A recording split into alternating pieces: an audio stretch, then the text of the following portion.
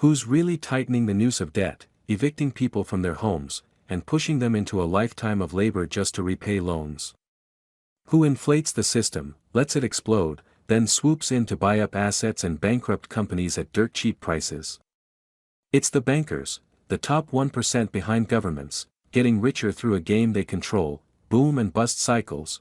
They collect houses, land, time, and labor from those at the bottom of the pyramid, people who don't understand finance and get trapped in the system for life. That's the game. Interest rates and cash flow are just bait. Money is never the goal, it's just a tool. The real assets are land, property, labor, time. And freedom. Your worldview changes when you understand that behind the scenes, there are no political sides. Everyone in society only knows what they're told. Every global event, even so-called black swan events, could be orchestrated. Many people think countries like the US, Russia, China, Germany, the UK, or France hold the real power.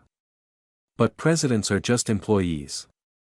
Nations are playgrounds for elite families who control finance, resources, politics, and society. They can decide who becomes president or prime minister. Think that sounds crazy? Then consider this. At the core of all events in over 190 countries are just 5 words: public debt, taxes, and inflation. Understand these. And you understand the world. Let's break down how the elite extract wealth and create economic downturns. Step 1. Banks lower interest rates to stimulate the economy.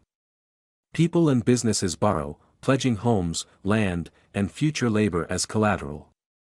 Cash floods the markets, business booms, people get jobs, spend money, and everything grows. Asset prices rise, and more borrowing follows.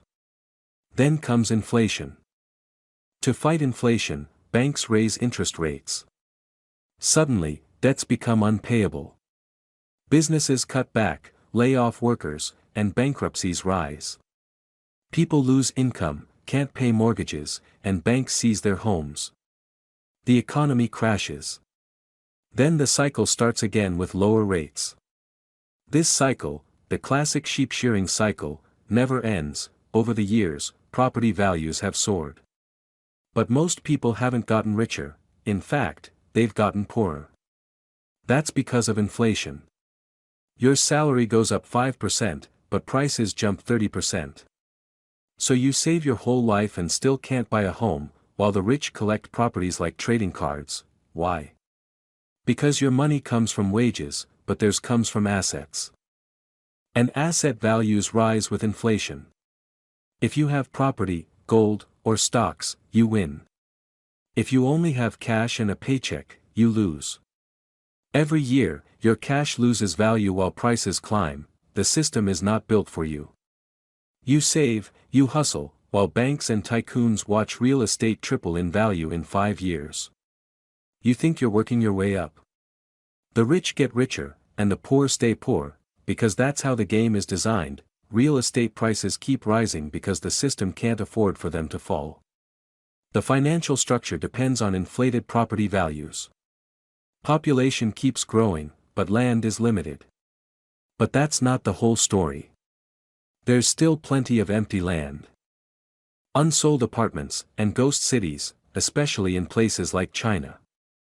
The real reason prices explode is because real estate stores inflation. It's where the money goes. Governments and central banks control the economy with 3 tools: monetary policy, interest rates, credit, and money supply, fiscal policy, taxes, public investment, and asset regulation, exchange rate policy, managing gold, currency, and capital flow. Pump money into an asset class and prices go up. Pull money out and they crash. The money stays in the system, it just isn't yours anymore. Here's how the cycle works. Phase 1, recovery, setting the stage. Media talks about a fragile economy. But behind the scenes, money is quietly flowing into the system through banks, bonds, and government investment. Interest rates on savings remain high to attract deposits, building a pool of capital for the next credit surge.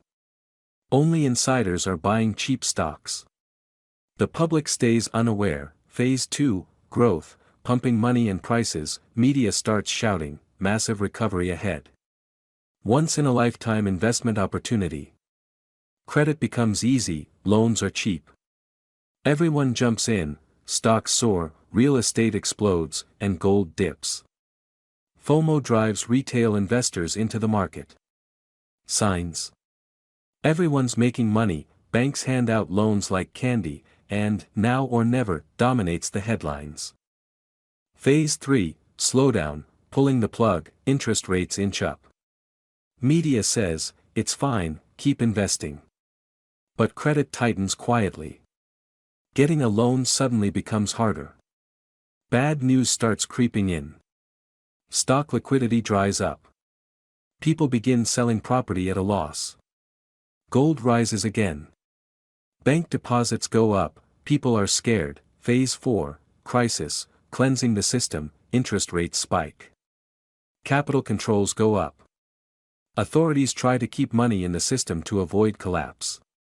Result? Stock markets crash, real estate plunges, and people can't sell even at losses. Everyone rushes into gold. Media screams global crisis. People queue at banks. This resets the system for the next cycle. Do you see the game now? Understanding economic cycles is more important than knowing what to invest in.